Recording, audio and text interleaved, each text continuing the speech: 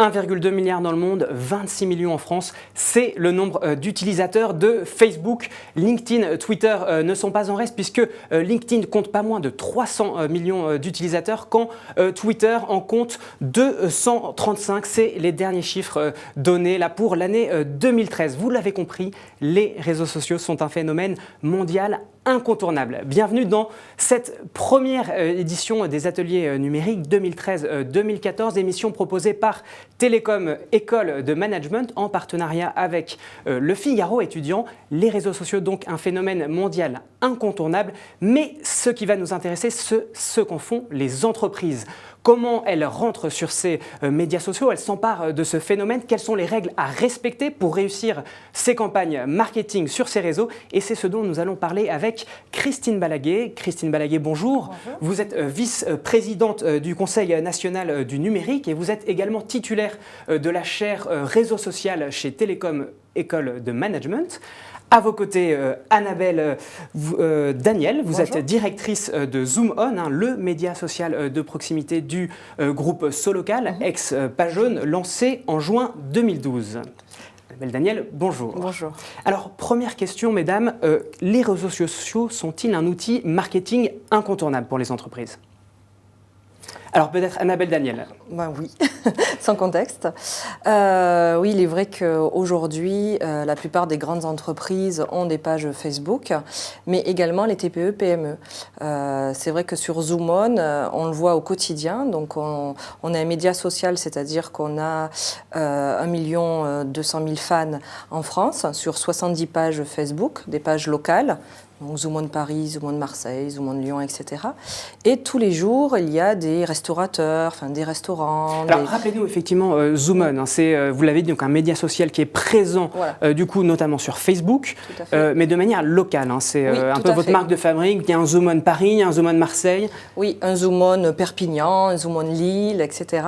Donc on couvre vraiment toute la France. On a 70 pages Facebook locales. Et donc notre vocation, c'est de donner des bons plans aux jeunes urbains. Voilà, donc 2/3 de nos fans ont moins de 35 ans et donc on leur fournit des sélections, des coups de cœur pour des sorties, des restaurants. Et donc là, vous avez des partenariats avec d'autres entreprises justement pour sélectionner ces bons plans ? Non, alors en fait c'est vraiment une production interne. Donc on a une équipe de journalistes et également des ambassadeurs en région, dans les villes, qui nous alimentent. Alors ça peut être des étudiants ou des journalistes freelance qui nous alimentent avec leurs bons plans locaux. Alors vous, c'est vraiment votre cœur d'activité d'être présent sur les réseaux sociaux, donc votre réponse affirmative effectivement n'étonne personne. En revanche, je m'adresse du coup aux professeurs. Est-ce que toutes les entreprises sont concernées par ce phénomène ? Est-ce qu'elles doivent toutes y aller, les grands groupes, les PME, est-ce que tout le monde est logé à la même enseigne ?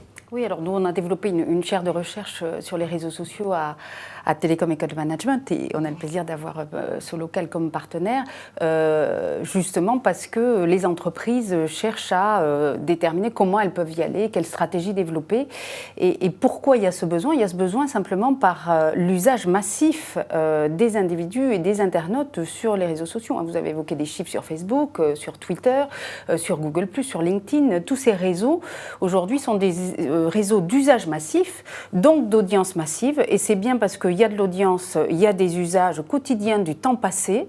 Et si on regarde un tout petit peu l'historique de l'Internet, on voit bien qu'aujourd'hui, il y a des gens qui regardaient la télé, qui aujourd'hui regardent moins la télé, sont de plus en plus sur Internet. Et au sein de l'Internet, des gens qui étaient sur des sites web et qui, plutôt que d'être sur des sites web, vont sur des réseaux sociaux. Donc cette évolution historique et cet usage massif fait qu'évidemment, tout simplement, les entreprises s'intéressent à ces plateformes parce que les gens s'y trouvent et parce qu'il y a des conversations sur ces plateformes qui intéressent des marques. C'est ce qu'on appelle les marchés de la conversation.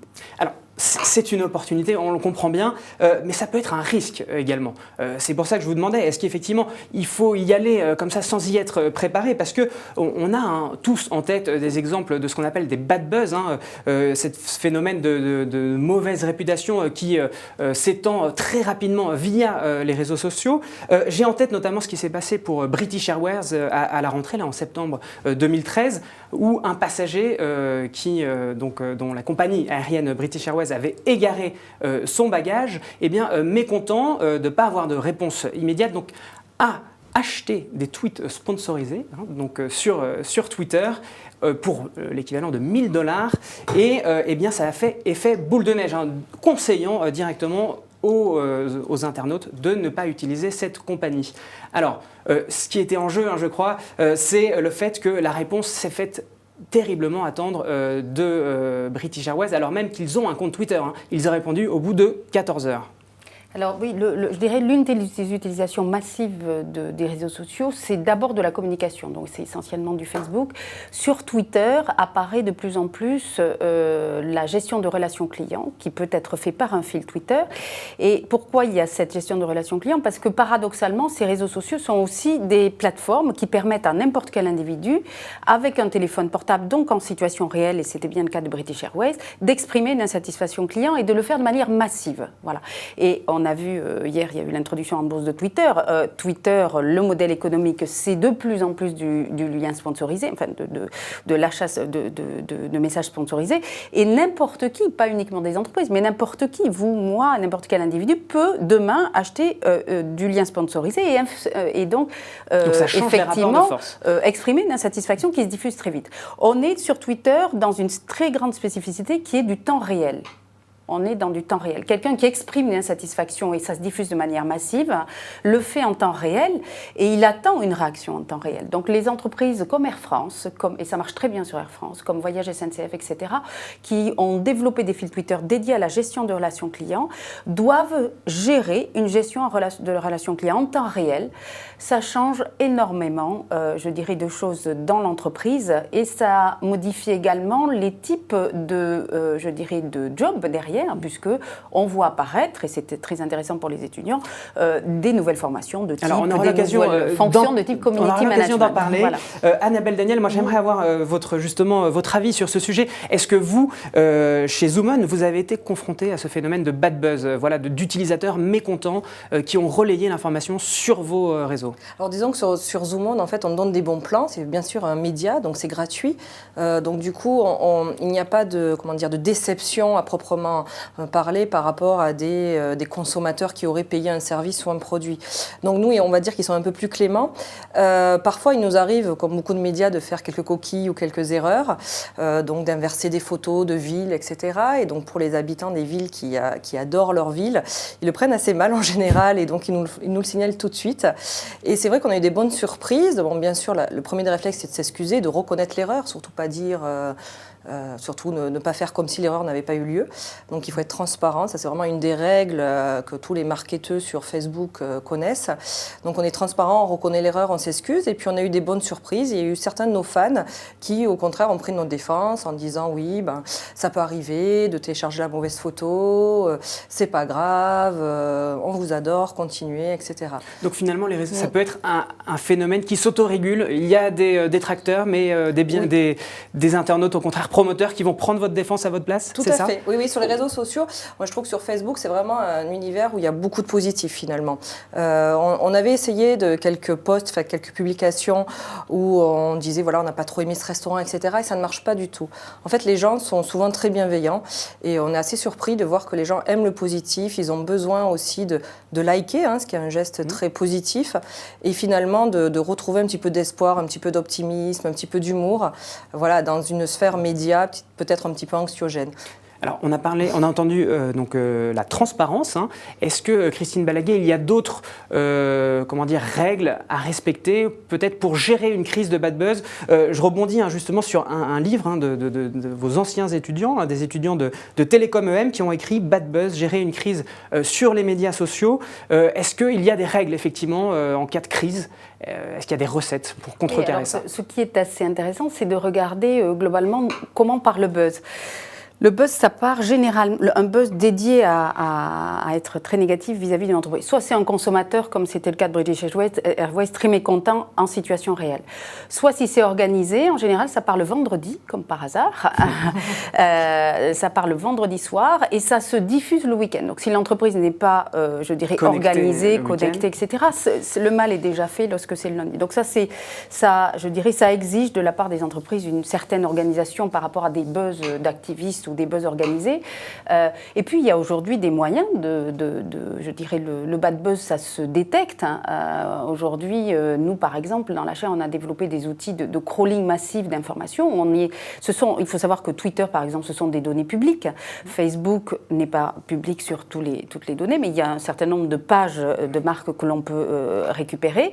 Et donc, on a l'ensemble des posts, l'ensemble de ce qui est dit, et on a des outils qui sont des outils qu'on appelle des outils de text mining, qui permettent de détecter, lorsqu'on traite le contenu des messages, si les messages sont positifs ou négatifs sur des mots-clés. Voilà. Donc il y a des systèmes d'alerte. On incube au sein de l'Institut Mines Télécom 70 startups par an. Il y a une startup qui s'appelle VisiBrain qui a monté un très beau logiciel sur Twitter où en fait on a des alertes, c'est-à-dire on met au bout de 2-3 tweets négatifs sur une marque ou sur un certain nombre de mots-clés, eh bien on est alerté par mail et on peut même l'être évidemment le week-end. Donc il y a des systèmes d'alerte par rapport à de la gestion de crise. Après se pose la question de gestion de la crise, mais qui relève de, je dirais, gestion de crise en communication classique, voilà, qu'il faut adapter sur les réseaux.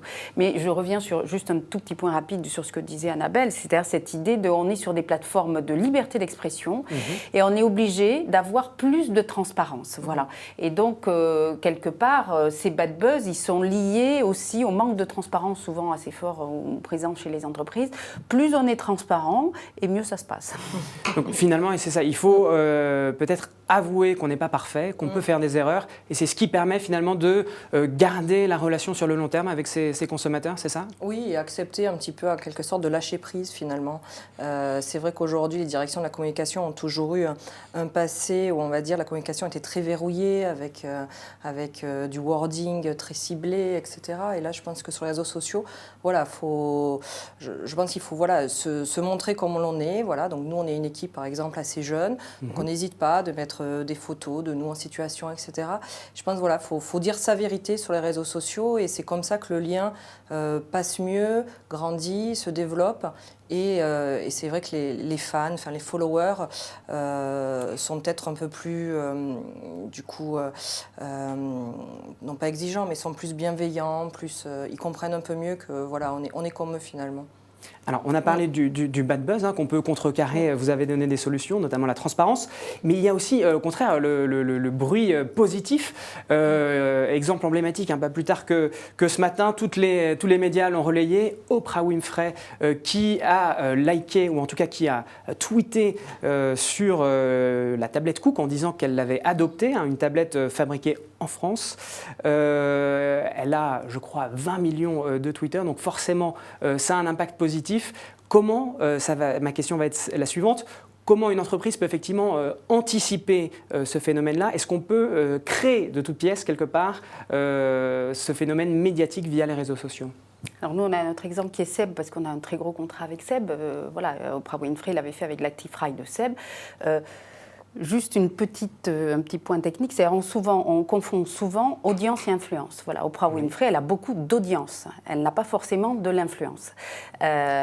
Donc, ce qui est important, c'est effectivement de ne pas s'accrocher à des phénomènes comme ça de mode. Oprah Winfrey qui mode l'Actify, juste quand même, ça a des impacts sur l'Actify de Seb. L'action de Seb est montée de 4% suite à l'Actify. Alors, c'est peut-être anecdotique, il y a des recherches qui ont été publiées aux États-Unis, qui ont pris les 10 plus grosses sociétés américaines, qui ont modélisé l'impact des conversations sur les réseaux sociaux autour de mots-clés de ces compagnies américaines et qui ont montré l'impact de ces conversations positives, on parle bien de buzz positif, sur le cours de l'action.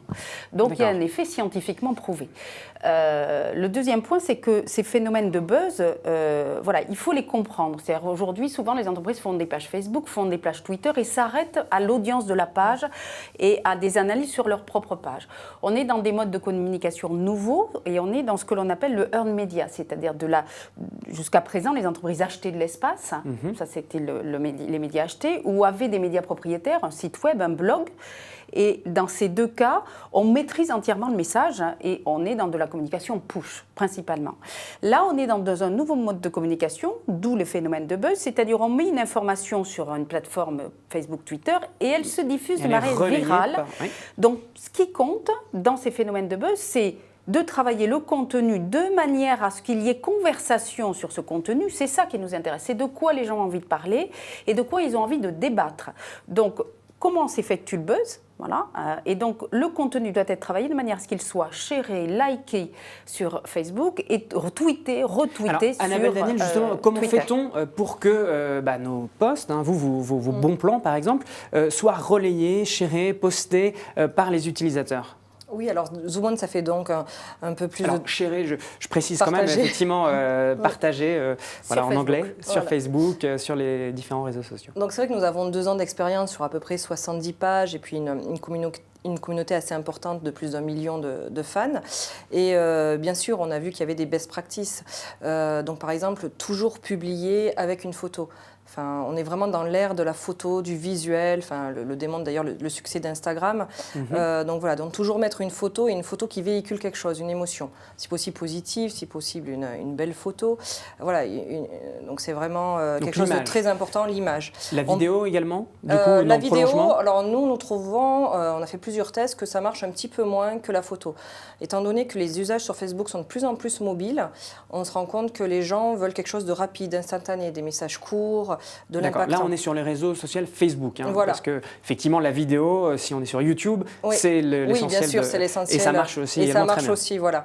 Mais c'est vrai que sur Facebook, voilà, les gens raffolent de l'image. Nous, donc, on est local. On se rend compte que pour eux, c'est très important, leur identité locale. C'est un peu comme leur ville, finalement, ça les rassure. C'est un phénomène un peu de réassurance. Voilà. On n'est pas une entreprise américaine, lointaine, etc. On est proche d'eux. On leur montre leur vie quotidienne. On valorise le patrimoine français. Et ça, c'est très important. Et c'est vrai que dès qu'on parle d'un sujet, si on l'illustre avec une photo locale, tout de suite, les likes s'envolent. Voilà. Et donc c'est vrai que, comme le disait Christine, ce qui est très important, c'est pas seulement le 1 million de fans, le 3 millions de followers, etc. C'est plus la participation des communautés.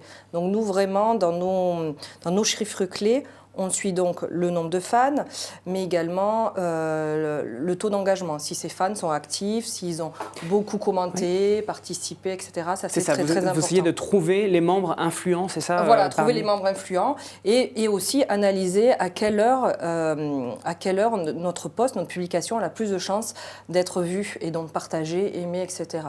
Par exemple, sur les mamans, donc on a une page Zoom On Maman, une communauté des Digital Mothers, comme on les appelle, et qui sont très actives. Et donc, au fur et à mesure, par expérience, on a vu que les mamans, en fait, étaient connectées après la sieste, enfin pendant la sieste, pardon.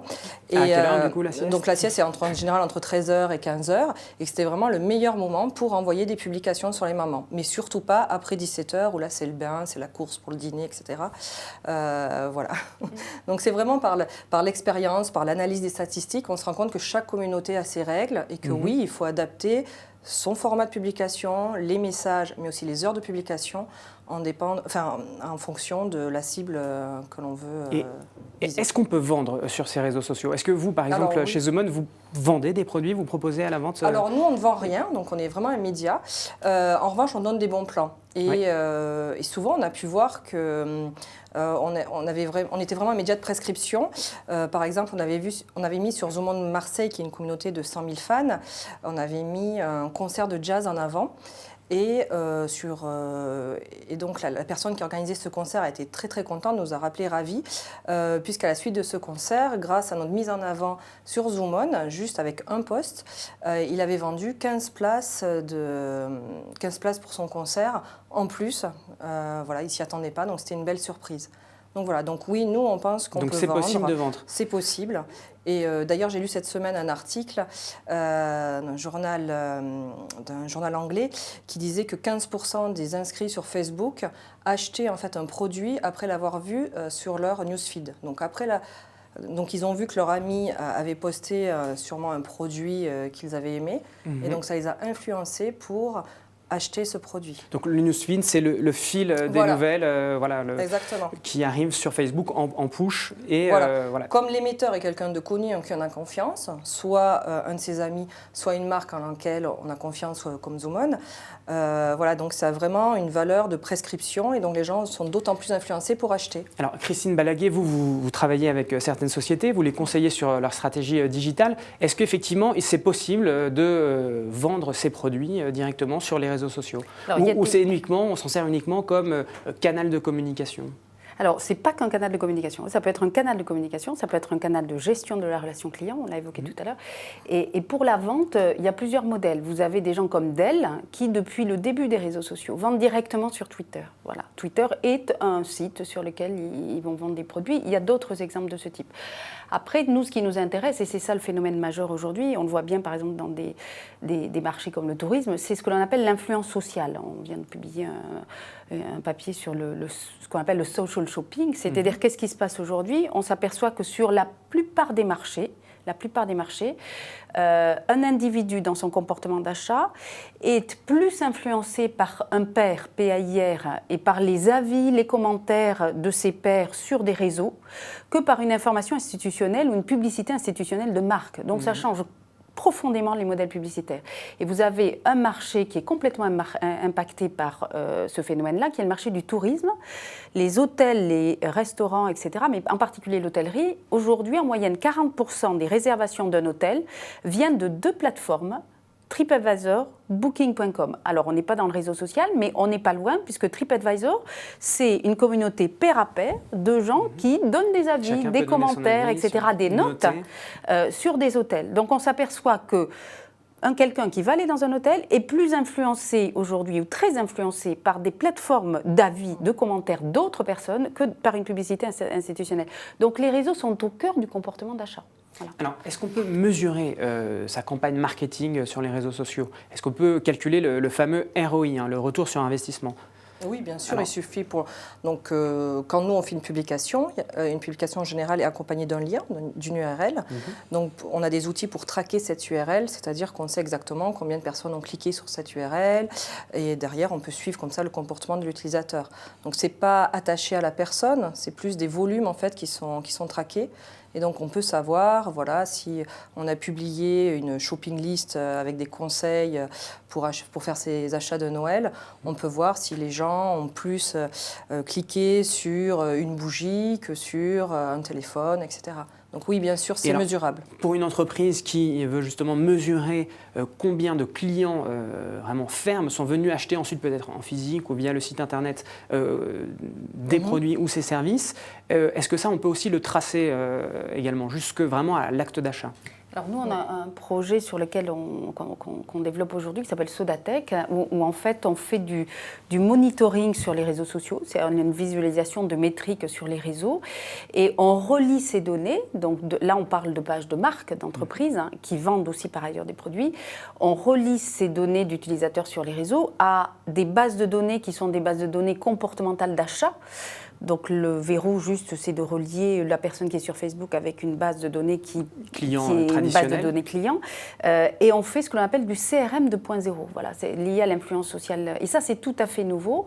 C'est-à-dire qu'on a possibilité de faire le lien entre est-ce que quelqu'un a été influencé sur un réseau social avec cette notion d'influence sociale dont je parlais, qu'est-ce qu'il a fait sur Facebook, qu'est-ce qu'il a fait sur Twitter, et en parallèle, est-ce que ce qu'il a dit ou les amis à qui il a parlé et qui l'ont influencé, eh bien, ça a des conséquences en termes d'achat. Voilà.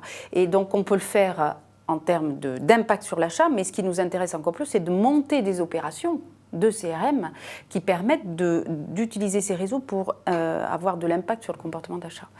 Nous, notre spécificité, notre ADN dans cette chaire, c'est vraiment de voir comment les réseaux sociaux créent de la valeur pour les entreprises. Pas de regarder uniquement l'effet réseau social en général, mais de se dire comment on peut les utiliser pour faire du chiffre ou pour créer de la valeur pour les entreprises. Alors aujourd'hui, c'est un phénomène croissant, et puis on l'a vu encore hier avec l'introduction en bourse de Twitter. L'action a décollé, plus 72% à la clôture. Mais est-ce que, on est sur un phénomène malgré tout pérenne? Voilà, est-ce que dans 10 ans, le phénomène existera encore? Et quel est le modèle économique derrière ces réseaux sociaux, qui, quelque part, assurera la stabilité et la pérennité de ces réseaux? Peut-être justement...